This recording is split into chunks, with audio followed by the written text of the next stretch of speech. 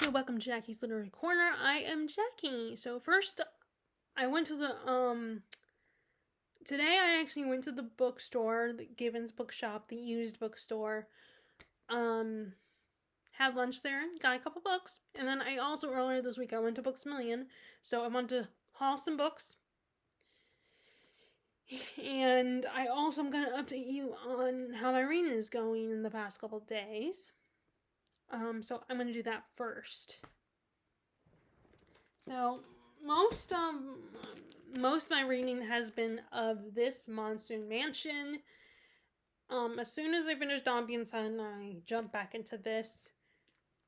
This is a memoir about our author, and I gotta say when I'm reading it though, I forget that it's a memoir because this just feels like such a fictional story. And even though it really happened, and it is very, it's not because it's like fantastical in a sense that there's magic or something. There's a little magic. It's just she lives the narrator as it implies in blurbs about the book and the description of what the book is about.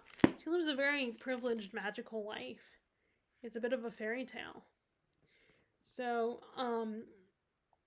her dad was a businessman, and he would do business in the Middle East. And he met this after he abandons his first wife and teenage children.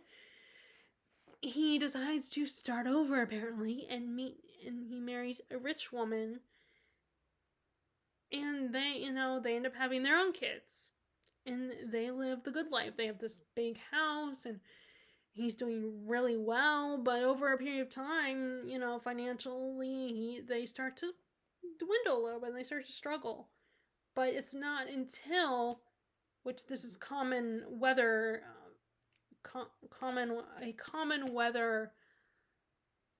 phenomenon in the Philippines, where a monsoon hits, and so for 40 days there's lots of rain and flooding, and their house basically just gets destroyed, and they no longer have a business, and it puts them in financial straits. And the mom just can't handle it. She falls apart. And on top of that, earlier in in previous years, during our narrator's birthday, the mom had delivered a stillborn baby boy. So she's also grieving the loss of her son. And I think they had another child. They attempted another daughter. Previously in their marriage as well. And the mom just is falling apart, and she becomes depressed and bitter and angry and has these mood swings, blames our narrator's father, and eventually she cuts him out of her life and starts having affairs. Has an affair with an American man, and the dad who loves his children and cares about them, ends up leaving them because he's got to check on his business and he's trying to get things back on track. But then he just ends up abandoning them. And the mom remarries the guy she's having an affair with, this American dude. And he's not that, he's more savage in business and is willing to sell their things and treats the kids, especially our narrator, as like they're insignificant, they don't matter. They even start cockfighting, which that was another common practice in the Philippines. Basically, chickens fighting, male chickens fighting, and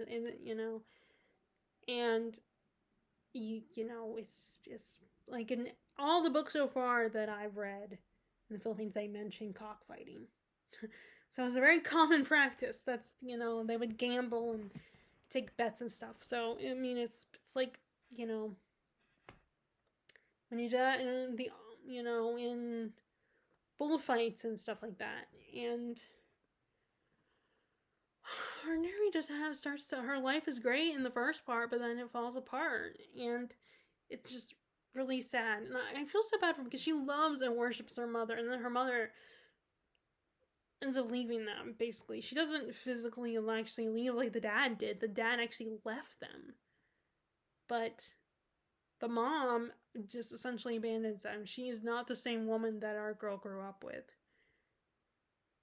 And at one point, her and her older brother, who's considerably older than her, Paolo, they decide with a couple of their friends, they decide to do a business where they give, people rides around, like tourists and stuff, giving them, like, they provide a taxi service.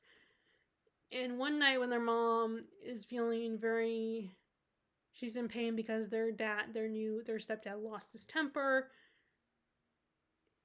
she comes crying to them and says how sorry she is and feels like she disappointed them. And then the next morning, lo and behold, their new stepdaddy shows up and guess what? You guys are going to school while I take care of your business. While I take over your business. And he snatches from under them. And of course, they're adults. And they have foreknowledge that the kids don't. So they make more money. And that just pissed me off. Like, that what the mom did, like, I can't even begin to understand. I admit, I can't even begin to understand what it's like to lose a child and end up being so wealthy and rich and then basically losing it all. I acknowledge that I cannot begin to fathom what that's like. So, but I only have a little slither of sympathy for the mom because she basically abandons her kids.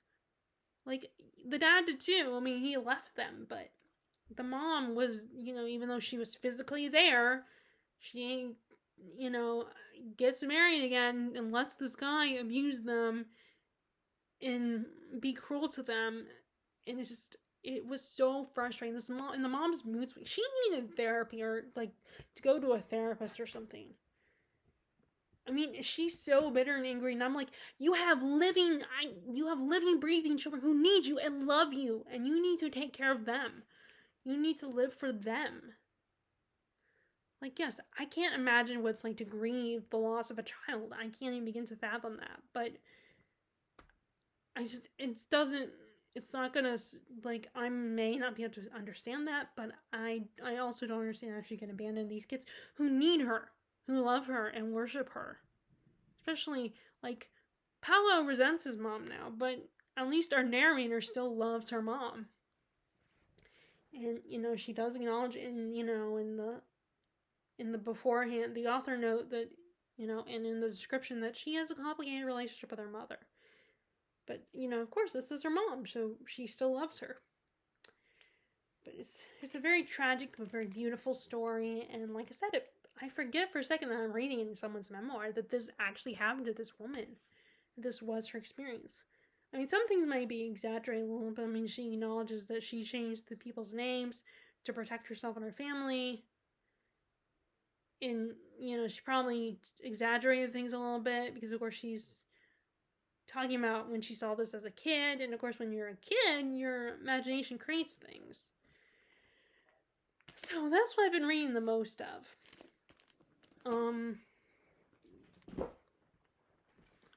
I did, so after I finished Dombey and Son, which I absolutely loved, which I don't know, I'm trying to decide which of Dickens' books are my favorites so far. I mean, I absolutely loved Dombey and Son, but I also still have a soft spot for A Tale of Two Cities. I mean, it's easier to pick my least favorites.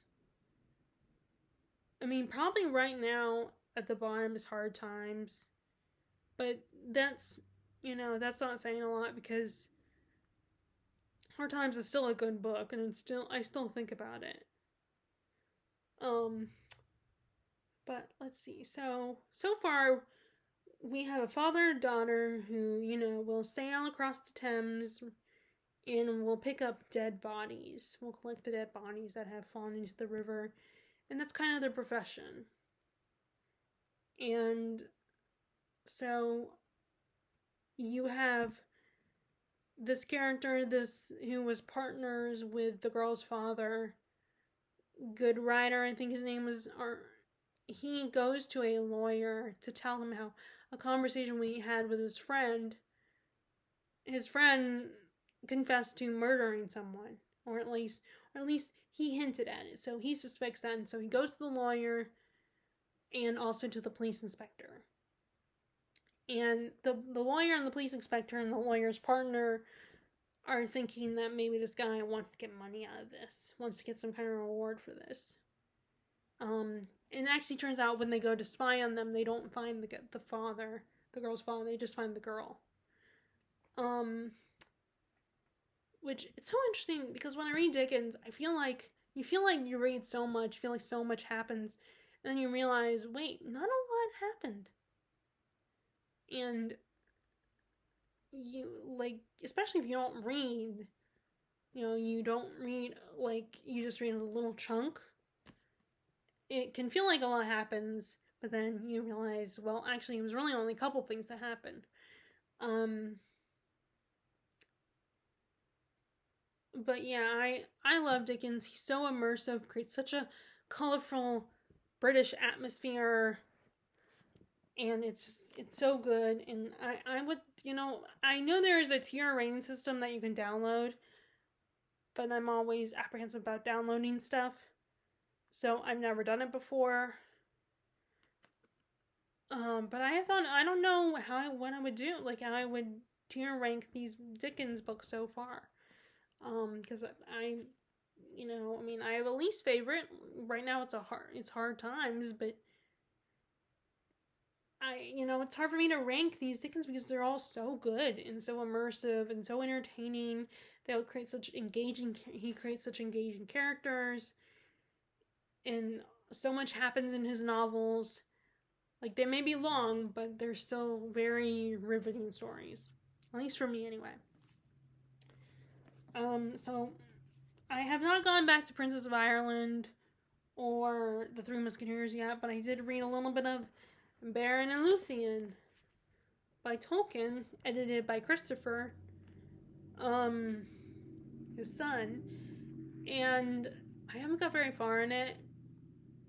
It's basically, so far we've met our couple. We learn that Luthien loves dancing. Her brother is a bit of a musician. He plays like some kind of flute. And Baron sees her dancing one night, and it's love at first sight for him. He's enchanted by her, but then... So he is a gnome, which I did not realize. I always thought he was a human. But then when I read this book, what I've read so far, they actually explain that he is a gnome, actually. And I was kind of surprised, because I always got the impression he was a human when I heard about it on the behind-the-scenes documentary on the Return of the King. I always got the impression that when they talked about this story, they referenced the story, I always assumed that Baron was a human. But he's actually a gnome. And, in the Merlin miniseries, starring Sam Neill as Merlin, Miranda Richardson, and Isabella Rossellini, and Martin Short. And Martin Short's character is a gnome. He's a shape-shifting gnome, actually.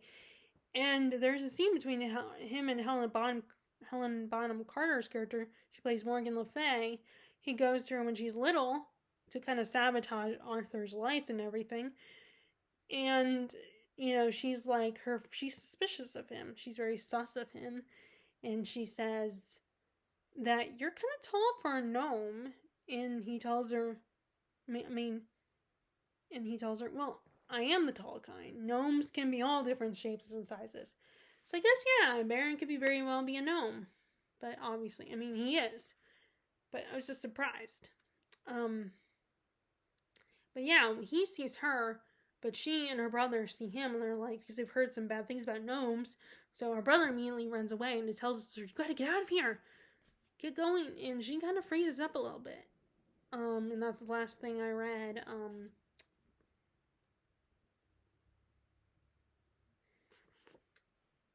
But so this basically, takes what his father, Christopher Tolkien took what his father did and transformed it into this book. But this might have been one, I don't know if this was one of the ones that was finished or not. It is in the Unfinished Tales collection, or it's referenced in there. The same thing with Children of Hurin.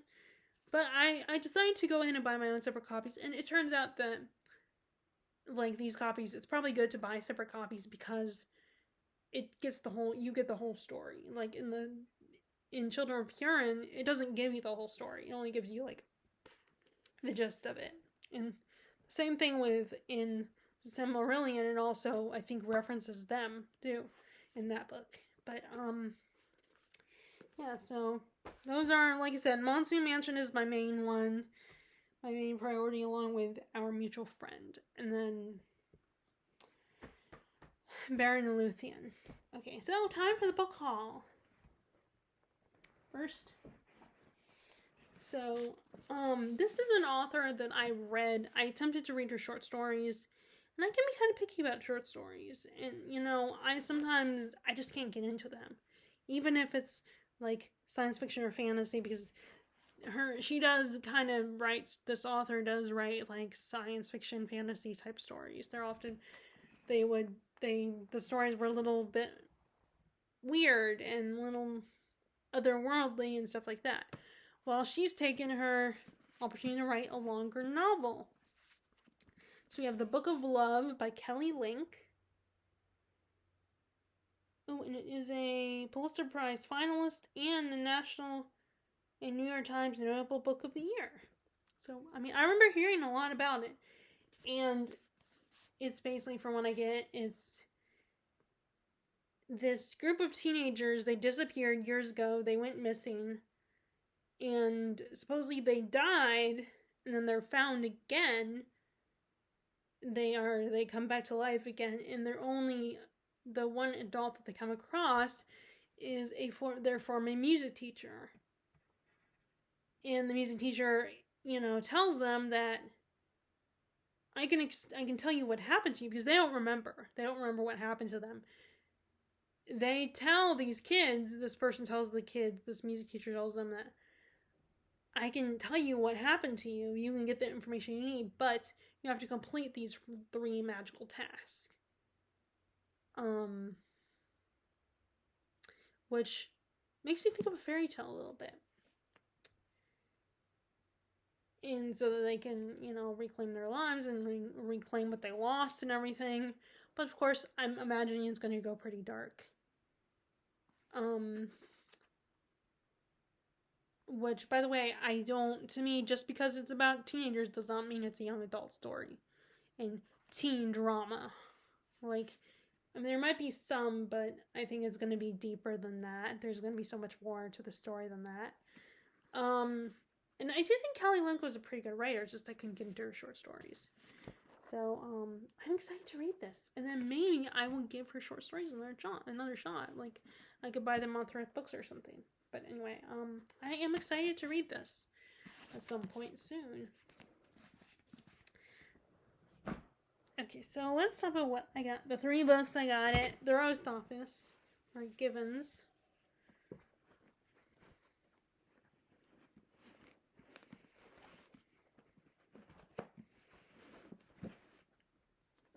So I actually almost bought books like My Brilliant Friend. But I wasn't sure if I was interested in it, just because, like, a booktuber who I really like, Caroline Marie Reed's, likes it. It's one of her favorite quartets. She just recently read all 4 books, and she was just talking about it. And I watched her video last night where she talked about it and how much she enjoyed it. It's one of her favorites. And there's no guarantee that just because I like Caroline Marie and think she makes a lot of great videos and love to hear what she has to say about books, there's no guarantee I'm going to love every book that she loves. And I don't know if I was feeling, because I hear about My Brilliant Friend and the Neapolitan Quartet so much, that I'm like, feeling like, oh, maybe I should go ahead and check this out. And what will probably happen is, all of a sudden later, I'll start thinking about it and thinking of actually buying it, and then it won't show up. It won't be there anymore. Someone will have already bought it, and then it won't, and then it's months later, and I'll come back again, and then I'll see it, and I'm like, oh, maybe I should think about it, and I'll grab it and hold on to it, and then go back and look at Goodreads reviews and go back and forth. Because I try to stick to only 3 books.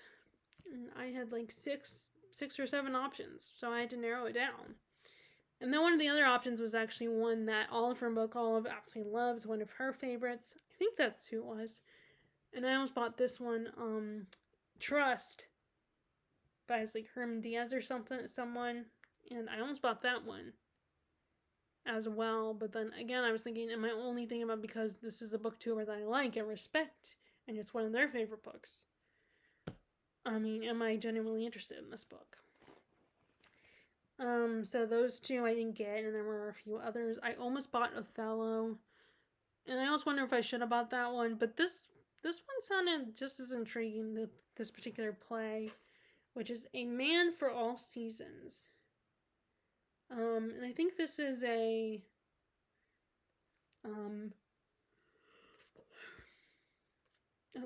Robert Bolt is the author of this one. And this is about these a famous event in history where people like Thomas More were. Well, let me just read the back. Sir Thomas More, the brilliant nobleman, lawyer, humanist, author of such works as Utopia, was a longtime friend and favorite of Henry VIII. Ascending to the position of Lord Chancellor in 1529, and he was also a staunch Catholic. And when Henry broke with the Church in 1531, after the Pope had refused to grant him a divorce from Catherine of Aragon, More resigned the chancellorship. In 1534, Parliament passed a bill requiring all subjects to take an oath acknowledging the supremacy of England's king for all foreign sovereigns, including the Pope. More refused, was imprisoned, and finally was executed in 1535. And it's a dramatization of these events. So this whole premise sounded a little bit more interesting. And plus, with Othello, I think I would like to get either the Folgers edition or the Barnes & Noble one. Like my King Lear edition.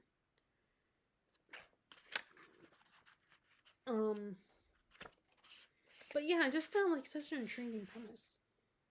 And, you know, I'm always curious about that time in history, but I feel like I don't read enough books. Now, this is obviously not a book, this is a play, but I don't read enough about that time in history. And I want to read more about that and the Tudors and everything. I did get a bookmark, by the way. They got one of their bookmarks. Even though I keep saying that I'm going to not buy their bookmarks anymore because their bookmarks are these flimsy paper ones that are small. But I like some of the designs on all of them. I think these are really cute. So I picked up this one. I like this one. It was either that one or one with the flowers. There was one with a bunny on it. So, but I like this one. So, but yeah, this whole history sounded really intriguing, and I keep meaning to pick up some plays, but I never do. So I need to do that this time. I need to pick up plays. Like, maybe I should just pick up this play. I should just start, even though I try not to read anything that I just purchased. Maybe I need to start doing that more often. That way I'll actually. But then at the same time, I have so many other books that I purchased years ago that I haven't read yet. They're sitting there, so I need to read those as well. But anyway, so the next one, I always think about picking up books like this next one, this book. But then I look at Goodreads and, because I'm trying to narrow it down, so I look at 3-star reviews where these people are neutral. And there's always something, and then I'm, that they don't love about it, and then I'm thinking, oh, maybe I won't love it, or, oh, maybe that's not a good, ruins the book. And I'm like, I keep thinking, no, I should stop doing that and just go ahead, just buy it, because I might feel differently than that person. But I think sometimes those reviews, reading them kind of guilt trips me into not buying a book. And it's just, but I mean, it does help me also narrow it down a little bit so I don't get like 10, 20 books. Because it's still going to add up. Um, but anyway, this just sounded like such a.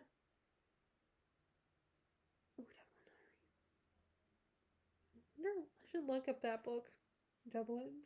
This all. Excuse me. I am so sorry. I hope I didn't gross you guys out about that. I didn't eat. I ate lunch there at the bookstore. Of course, maybe they'll be funny. Maybe you guys will find it funny that I just belched. So this takes place in Italy. It's a bit of a mystery. And according to the back description, it does blend fact and fiction. It takes place in Venice.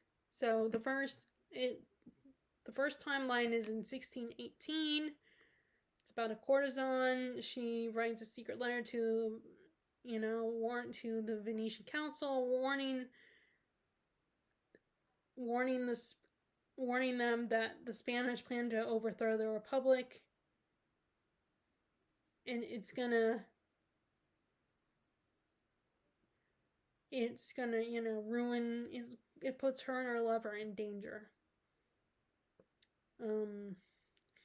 And then, of course, we have the present day timeline where this PhD candidate, Claire Donovan, is trying to find these documents that will tell the motives of this woman, this courtesan, Alessandra Rossetti.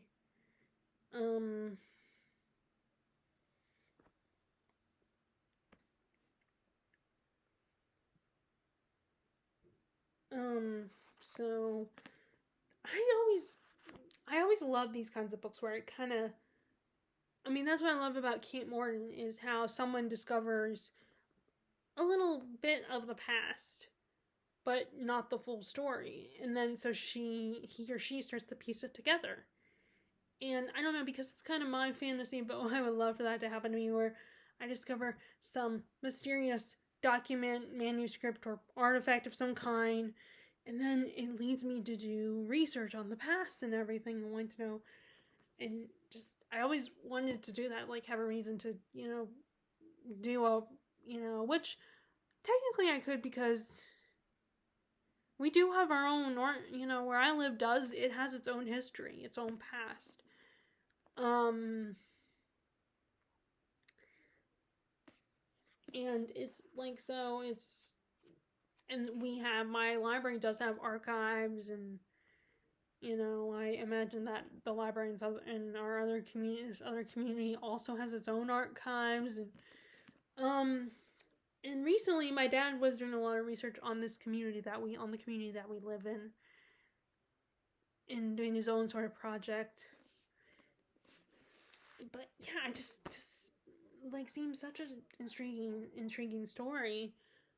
And if I had read the Goodreads reviews, I might have read some reviews that pointed out it's too much focus on something, or, oh, it was all this, they just do this, or, oh, I thought it was going to be so engaging, but it focuses so much on the romance or something. I get feeling that tends to stop me because I read those reviews. So I wanted to try to read this on my own.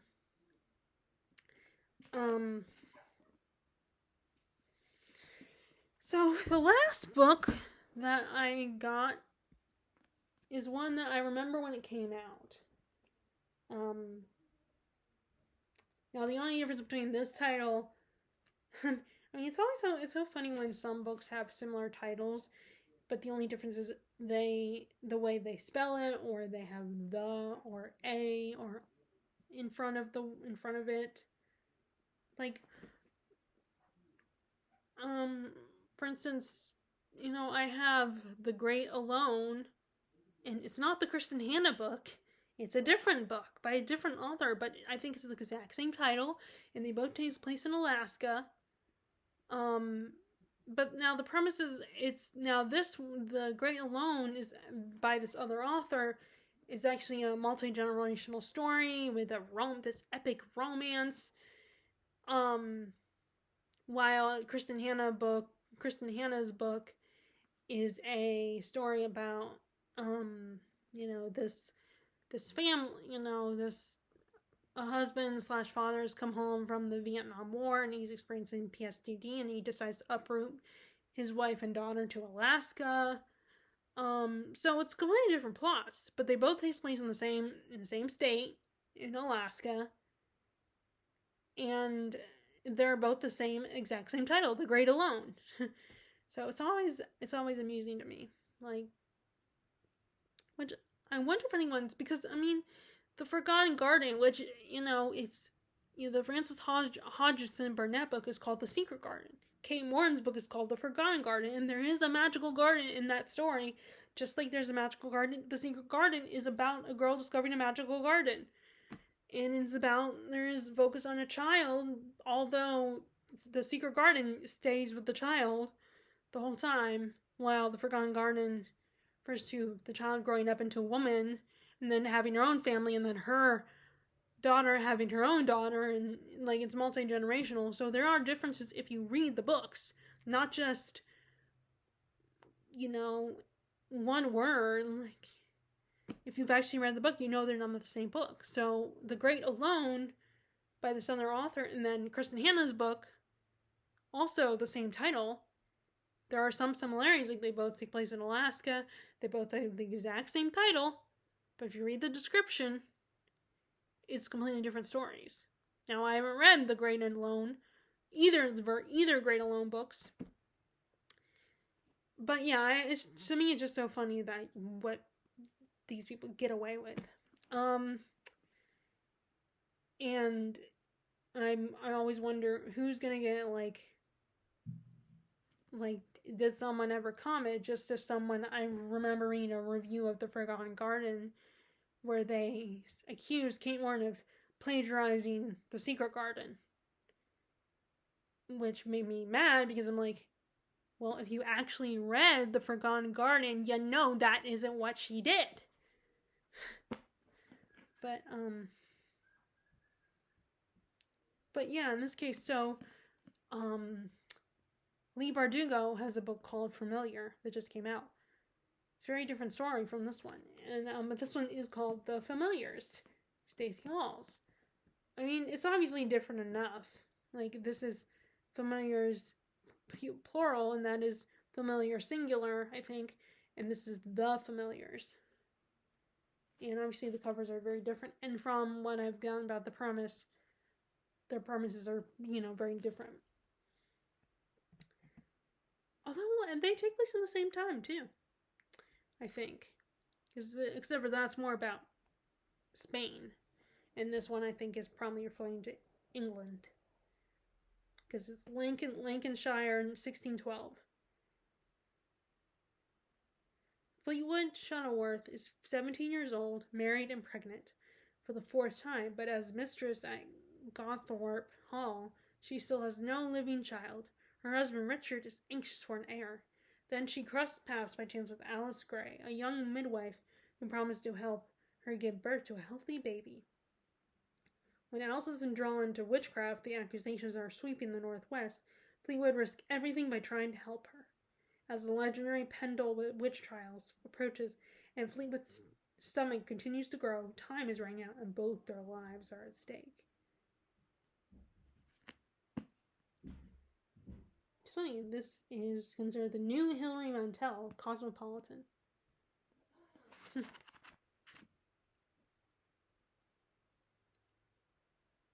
Oh, that's so cool. So this is not an American edition of the book. The book was originally bought in the UK. So that person must have been visiting England at the time. But that is so cool. Because I oftentimes love UK covers. Like my copies of Mistborn Era 2, at least the first 3 books, are the UK editions. So this is so cool. Yay, I get the UK cover, so I'll definitely might be keeping this. Although I really shouldn't keep it just because of that. If I end up not loving it, I mean, I probably will. I feel like I want to pick it up right away. But yeah, I'm so excited. This is actually a UK edition. I'll have to double check on that. I mean, it obviously has the price this that you scan says UK, but I'm gonna double check on that anyway. So that's what I recently hauled. And I really, I'm thinking, oh, I should start, maybe at the moment I'm thinking, oh, I should read these, but then I'm like, I have so many other books that I have not read yet that I've had for a long time. But yeah, so that is my reading currently in the past couple days. I mean, I was able to read a lot of Monsoon Mansion because the chapters are short, and they don't really even have, it doesn't really even have chapters. It has like, there's a timeline, they have a year, and then they title each quote unquote chapter by the most important event that she's talking about in the chapter. But it's not like chapter 1, chapter 2, So it's actually, it's a, it's not a quick read because it's still very slow. I mean, a lot is going on, but the chapters are, so I'm able to get, but I am, obviously taking my time with it because I want to, really get into the story and everything. What did I say? Memoir. Anyway, again, if you didn't comment on my previous video, please let me know what you are currently reading. Are you familiar with any of the books that I mentioned? Any of the books that I hauled? Although, as Simon from Savage Reed says, if you didn't like it and you downright hate it, I don't want to know because I want to read it first and make the decision on my own if I'm going to like it or not. But if you did read them, I mean, I still want to know if you've read them, like, and if you ended up liking them. But if you don't like them, don't tell me until, like, you hear me one day mention that I have read them and how I feel about it. Anyway, I hope whenever you're reading, you are enjoying it. Enjoy. Here in the U.S., it is spring, and, in this part of the U.S., in my part of the U.S., it is springtime. Although it is chilly again today, but it was really warm yesterday. Like, I almost wish I had worn shorts to work. Or at least capris. But now, now it's in the 70s and a little bit cooler and it's overcast. It's kind of annoying. But anyway, I'm gonna let you guys go and I will talk to you later. Alright, bye!